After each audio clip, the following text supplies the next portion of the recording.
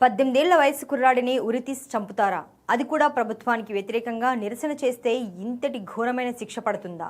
21వ శతాబ్దంలో సైతం ఇరాన్ ఈ తరహా శిక్షలకు పాల్పడుతుండటం అత్యంత బాధాకరమంటున్నాయి మానవ హక్కుల సంఘాలు. మహిళల హక్కుల కోసం ఈ ఏడాది జనవరిలో రోడ్డెక్కిన నిరసనకారుల్లో 18 ఏళ్ల అమీర్ హుస్సేన్ హతామీని ఉరితీసి చంపింది ఇరాన్ ప్రభుత్వం. ఇలా టీనేజ్ కుర్రాళ్లను ఇరాన్ బహిరంగంగా చంపడం కొత్త విషయమేమీ కాదు. గత మార్చి 20న ఇరాన్ రెజ్లర్ 19 ఏళ్ల సలేహ్ మొహమ్మదీని ఇలానే ఉరితీసి చంపారు. ఇలా ఈ రెండు ఘటనలే కాకుండా గతంలోనూ చాలా జరిగాయి, ఇకపై కూడా జరుగుతుంటాయంటున్నారు విశ్లేషకులు. ఇంతకీ ఇరాన్ ఎందుకు ఇలా చేస్తోంది? అక్కడ మనుషుల ప్రాణానికి విలువే లేదా?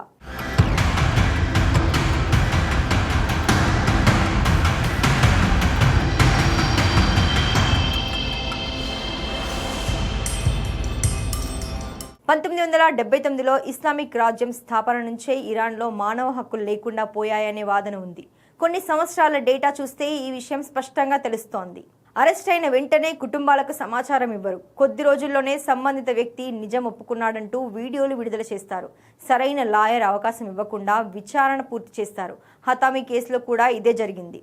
జనవరి 8న అతను అరెస్ట్ అయ్యాడు. 10 రోజుల్లోనే నేరం ఒప్పుకున్నాడంటూ స్వయంగా అతను చెప్పిన వీడియోలు బయటకొచ్చాయి. ఫిబ్రవరి మొదటి వారం లోపలే తీర్పు ఇచ్చేశారు. అప్పీల్ కూడా ఎక్కువ రోజులు పట్టలేదు. చివరికి ఏప్రిల్ 2వ తేదీన ఉరి తీశారు. మొత్తం ప్రక్రియ 84 రోజుల్లో ముగిసింది. ఇది సాధారణ న్యాయ ప్రక్రియలా అస్సలు కనిపించడం లేదు.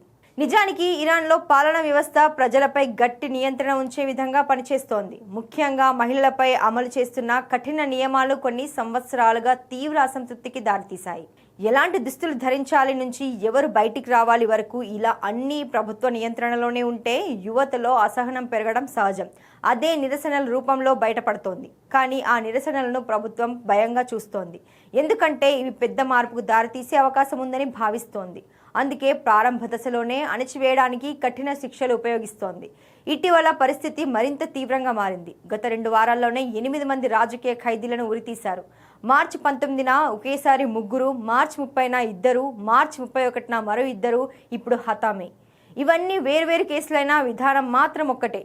వేగంగా కేసులు ముగించడం, తీవ్ర శిక్షలు విధించడం, ఇదంతా ఒక సందేశంలో ఉపయోగిస్తున్నారు.